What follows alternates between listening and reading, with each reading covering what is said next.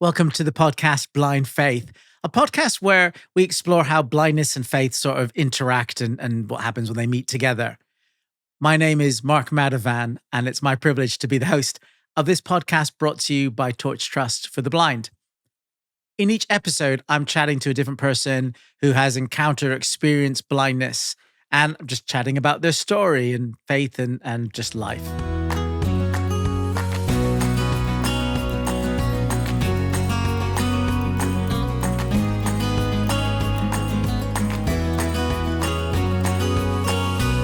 It's my privilege to welcome Emma Dakin to this episode. So welcome, Emma. Thank you. It's great. Thank you for joining me today. Emma, I'm starting off with just asking people just to share what's your experience with blindness? Okay, so I was born blind, and I was the youngest of four children, and I'm very, very thankful. My parents were really very sensible people, very put a lot in to raising me, put a lot into making sure um, that I was able to do things. That they provided an environment where I was very helped to be capable, very well supported and very So very encouraged. very can do. Very can do. That's And lovely. my mum would say, the only thing my daughter can't do is see. And that was her, and it was lovely. That's And, great. and I didn't realize as a child how much effort, how much peddling was going on behind the scenes. So I'm very grateful to them and my brothers as well. So I think they deserve a big thank you, really. So anyhow, so home life was very positive, and I was very much part of everything. And then when sort of education, in those days there wasn't an opportunity to integrated education, and who knows, I don't want to get into the debate of which is best, but in my day it was boarding school, and mum didn't want me to go at 5, and I think I'm really glad she didn't do that. So I went to a local partially sighted school, but they couldn't offer braille there, and I couldn't see well enough to engage with the print. So at the age of 8, then I did go to boarding school, and I'm really thankful that my mum held off, and I was in the family home till I was 8. I think I was very fortunate, and I don't think it held me back doing that. But they made, the best decision that was available, and so I got a good education. I enjoyed my academic education. I had good groups of friends away at school. But where it was difficult for me is I missed my home. So, it was great practically. It was great educationally. Really thankful for that. But Because that must have been hard. Because I know sorry. people. No, don't be sorry at all. I'm sorry for interrupting.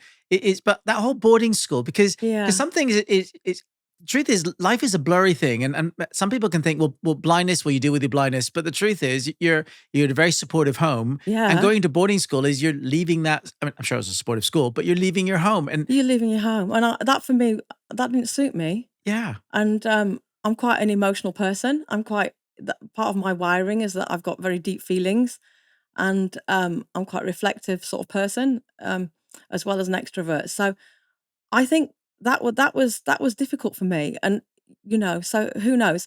But anyhow, so I had a very basically under 19 really as a child. I had a very supportive environment, so I was never aware that I couldn't see. It was like, I can't. What problem is that? What's the fuss all about? I did what I wanted. and then you entered the real world, And then I entered the real world on my own, without those sort of someone to go to if you dropped your 2 reels of cotton on the floor, and you got your black and your white mixed up and whatever. So what I actually I quite struggled with that, and I got married when I was 19. One of the things I really wanted to do in my life was I was really wanted to have a family. I was from a large family, and to me that was the most important thing, was to have a family, really, a home and a family. So and I just assumed, right, that if I was determined enough and worked hard enough and all the rest, and had get up and go, that it would all be, I could run with the pack, and I could run with everybody else and be as capable and as good as everybody else. And I actually found it quite hard, if I'm honest. And I didn't know why I was finding it hard. And you sort of begin to realize that just that little bit of a sighted assistance from time to time can make a world of difference, yeah. and sort of doing everything on your own from scratch is actually quite challenging. I found I had to be very organised. There weren't really shortcuts. One has to be very organised, very motivated. Um, so that, but I didn't realise. I just sort of got on. And what my experience was, I had my family, which was absolutely wonderful. I got my 4 sons, and that was absolutely delightful. But what I felt all the time was that I felt that amongst the other women that I mixed with, I just felt a failure. I always felt on the back foot, Oh, can I and I interrupt? couldn't. Can I Yeah, interrupt here? yeah. Because no, because I'm not going to stop because I want to unpack that a little bit more. But it's interesting. So what I just heard is, up to 18 until you popped out of school is basically you can do everything, and then you were surprised about that. Oh, wait a minute, maybe I can't do everything, but you tried, and then you just went to the point now where you're going, ooh, I'm a failure, therefore I can't do everything. It went from almost super confidence or overconfidence to no confidence, and that's quite a revolution, really, isn't it? It was a very big emotional journey, and it wasn't that I felt that I couldn't. How can I explain? I just felt that there was something wrong with me, and I didn't. And I'm not saying it was all to do with sight, because I think the things that affect us in life are complex. Yeah, Yes. well, there are many, many, many things that affect us. Okay, all kinds of things come into our. So, and I don't want to over blame sight, and nor do I want to under blame it. So I'm kind of feeling a bit hesitant No, I because love that. I think it's it's brilliant. really hard to pinpoint what is sight, what is personality, what is, because I've had a lot of clinical depression. What is that? What is, I don't know. I just think that's, how would you ever know? Because I you only have one life, I right? think that's Emma. Sorry to interrupt again. I'm good at this interrupting. It's okay. That's real wisdom. Because I think that you just identifying and saying, "Well, what is the blindness and what is the depression and what is this and what is that?" Because I think it's so easy to find ourselves, I'm blind as well, is to blame, well, that's because I'm blind. And you're going, no, it's not. It's just because of something different. And who knows, really? But I think it's really useful to realize it's probably more of it's more of an interconnected thing. I think it is. That's really wise. That's I amazing. think it's more interconnected, but that doesn't mean that it doesn't have an impact. But there's Oh, also yeah. positives as well. So anyhow, when I was when my 4th child was about a year old, I'd had quite bad patches of depression and kind of recovered. But I had a really major nervous breakdown, and that was a massive turning point. I was never really quite the same after that. So, and it wasn't even me that thought, oh, things are more difficult. It was, and I kind of think this is a good thing and a bad thing, but the psychiatrist was kind of saying to me, your standards are too high, da di da di da. And I kind of took that on board, which I shouldn't have taken it on board at such a level. I think it's good to have high standards. I just think, to me, what the issue is, what do you do when you don't meet them? It's not having the high standards, it's what do you do? It's having a way of being kind to yourself, I think, and saying it's okay. It's okay to reach for the sky, but if you don't get the sky, maybe don't give yourself such a hard time. That's So, great. That's really um, good. so, so anyhow, but I think it was in my mid 30s really, when I began to realize that, well, maybe this being blind has had a bit of an impact, And I think, Yeah, I maybe, think maybe. maybe just a bit. And I think that if I was to generalize, when I saw on the piece of paper what's been the most difficult, I think if I was to generalize, I think the fact that I would say that, I think there's quite a lot of extra energy needed. And if you haven't got that extra energy, then you have to pare down your life. And there's quite a lot of extra time needed. So if you don't have more than your 24 hours in a day and 7 days a week, then you've got to find some way of saying, well, things take me longer. Um, I'm not saying everything all the time, but I would say those are the kind of Reality. Yeah. generalized, Yeah. shall we Yeah. say, factors. And I experienced a lot of exhaustion for many, many years. And who knows, because I was clinical depression as well. So who knows?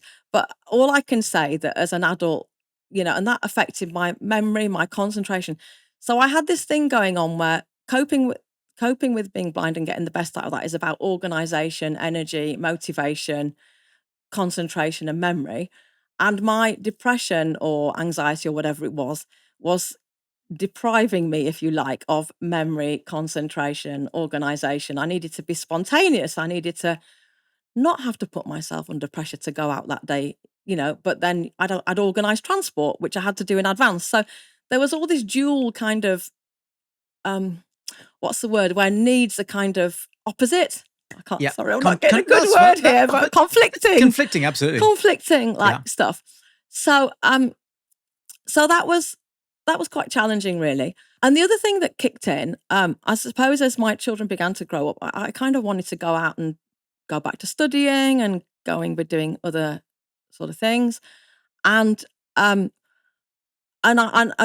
I think another thing that's quite generic is that, we're always having to set up access. It's a sighted world, and that's fine, but we operate differently. So that means always like negotiating for your stuff in an accessible format. And Yeah. that's Yeah. always about negotiating before you do something. So just as a simple example, um, the other week I wanted to I've got a granddaughter. Oh, she's such a joy to me. If you get me onto my granddaughter, I shall bore you to death. But anyhow, she's rather Maybe lovely. another podcast will do that. Yeah, we'll do another one on that. Being a grandparent, yeah. So anyhow, I wanted to take her for this day out. I won't name the company or what because they put it right. So I don't want to, But basically, it meant that I needed some adaptation to give her that experience, which I wouldn't have needed as a sighted person. So rather than just sort of turning up and having that day, there was some negotiation before to sort that out. And that wasn't done straight away. So that involved a letter and it involved, time and effort and a bit of an emotional wobble that you have to try and ignore. Um, and it's things like that that come up quite regularly. Sometimes that was a small thing, but sometimes it might be in bigger context, like you want to study or something. So I find that stuff like that can be quite draining. But then there are positives, right? There are real positives. Like when I walk down the street, people help me across the road. I get to talk to random strangers. It's really good fun. I enjoy that. I get help with boring jobs in the house, like my cleaning that I don't want to do anyway. So, today I didn't have to drive myself here. Somebody else did it. So how can I say? There's both sides, isn't there? It's not all dark at 7, Yeah, absolutely. Absolutely. I mean, Emma, it's great because you're both chatting about some of the joys and challenges, and I think it's that mixing them together and trying to solve them together, and because that's real life, and it is real life, and I think that's what you're really sharing, and there's some real sort of points of wisdom in there, and some lessons that you've learned that you're just practicing, which is brilliant. I think some of our listeners will just go, oh yeah, that's me too, and that's great. And I think it depends what day you ask me. Oh, completely. Like, at what period of life? Like, if I'm having a good day, then it's like, oh, the positives. If I'm having a bad period of life, then it's like, oh, this is really difficult and constant. Because we're still human. We're still human, and you have up days and down days, and that's normal. And different periods of your life. Absolutely, and I still just really reflecting and liking you. You're just saying you're not sure, what is the cause? Is it my frustration with my blindness, or is it depression, or is it this or that? And actually, they interact, and just giving yourself some space to go, yeah, it just sucks, okay, and then what do we do with that? Exactly. How does faith fit into that? That was such an interesting question when I saw that, because when I think of my journey with Jesus, when I think of knowing Jesus, I never think about being blind or depressed. I just think of Jesus. So I've been trying to think, how does my faith interact with that? Because I don't know. Well, I don't know about you, but when I pray, I'm just me. Yeah, I'm just me, kind of getting to know Jesus and kind of enjoying his embrace and his understanding and his, that drop thy still dews of quietness till all our striving cease, Yeah. And it's just that. And it's, how can I say? But I think but God has helped me so often in the different situations that I've been in when my back's been up against the wall. Somehow I've landed on the right desk, or somehow I've had the strength to argue for my equality. I think, or or something's happened that has just changed things that's been quite amazing. And I think one thing that my faith has, what knowing God, I know that we're valuable to him. And I think for me, that's been something quite strong within me, that Jesus made me, he created me, he made me before I was blind. So I'm not defined by my blindness. I'm defined by who God made me in his eyes. And also he died for me. And just that sense of value, that I'm equal. So I do stand up for myself quite a lot in terms of access and the Disability Discrimination Act. Sorry to interrupt. That's a really interesting thing. That word in Psalm, I think Psalm 139, is that you are fearfully and wonderfully made. I know. Yeah. And I just love it, as I'm hearing what you're saying, it's sort of resonating with me a little bit, is well, God God loves me. He doesn't see me. There's a blind guy, and there's this, and there's that, and probably with you, I'm a dad, and he just sees me. No, you're just Mark, Yeah, and my yeah, relationship with God is just Mark with yeah. just God. Yeah, it is, isn't it? That's the starting point. It is heart to heart, Yeah, embracing in His love. Hey, absolutely. I better be quiet because we're going to have to start putting in references now, aren't we? And I But as don't long, know long them, as you don't so break out in song, then that's okay. Okay. But yeah, it's and but I think that's a real truth. And again, I think some listeners may hear that, because I think some of us feel this as in going, well, I don't see myself as a blind person or this. I just think with God, it's God just knows me, and yeah, and I love and I work from there. It's yeah. not denying that there's all these other complications around me, No, and no. I mess up, and other people mess up, but it's saying, but God is God, and I am Yeah, me, I and know. that's where He takes me. And Yeah, I think, exactly. And He wants us to know Him. And I think, but I guess where it might change is maybe some of the things I pray about, because we all pray about the life of our context. So I suppose I find God very practical.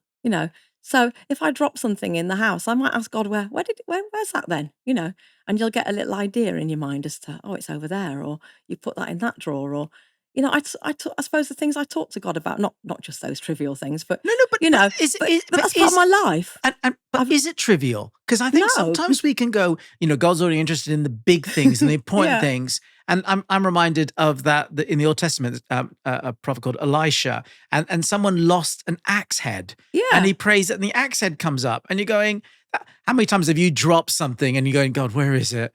And yeah. is that trivial, or is that God going, no, no, no, Emma, I care for you? Exactly, exactly. And I know this is something that you need, and I know it's going to be harder for you to find it where you put your dishcloth or whatever, or somebody else put it. So I know, and those very much are very much the part of where my earthly life, and obviously the bigger things as well. Like after my years of depression, I sort of started having a care package, and I've had lots of fights over that, and God intervening, saying the bigger stuff of like, oh, you need to help me Yeah. speak up for this, and God intervening in things like that. I Sorry, go on. love this, Emma, because actually it is. I said a second ago, often we think faith is all the big stuff, and God does care for that. Yeah, But what I love and what I'm hearing from you is you're going, yeah, but God just cares about the everyday little things in the yeah, moment that are important to me. yeah, And I guess to me, I always flip that around. It's also, what are the little things in my life that are important to God? yeah, Because often it's the yeah, little conversations, it's the little, even though yeah, I'm blind and can't do some things like find things and drive people, but there are little things that I can do for yeah. other people, like I'm sure you do with your kids and Absolutely, your grandkids absolutely. and your friends. Yeah. That is just superb. Yes.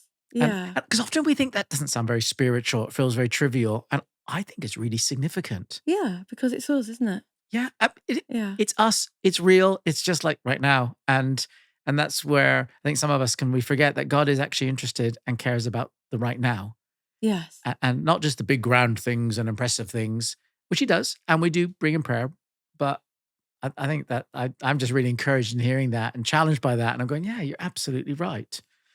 And because people drop things, and you Yes. got to find, and you put things down, you can't find them, and God, yeah, does care for that. He does care. He does. Emma, I tend to ask, coming to the end of the podcast, and I always asked my guests the same question, that if I had a time machine and I was to zoom you back to the 19-year-old Emma. So you finished your education and confident that you can do everything, and then you hit the world and going, ooh, maybe not. Is maybe not as clear as I thought. What advice would you give that young Emma right now? If you just did that, what would you say to her? It's interesting that you've gone back as early as 19, because when I was thinking of this question, I was thinking more about mid-20s. But so, would it be the same thing? I think there are two things. I think I would say it's fantastic to have aspirations, and that's really important. And it's really important to have your aspirations and to try and achieve them. And it's really good that sort of level of energy and get up and go, and going for it. And that's really praiseworthy. But what I would say is that I guess when I spent too much time feeling a failure later on, and I was like, cut that out, like just don't, just ease, be kind. I think be kind to yourself.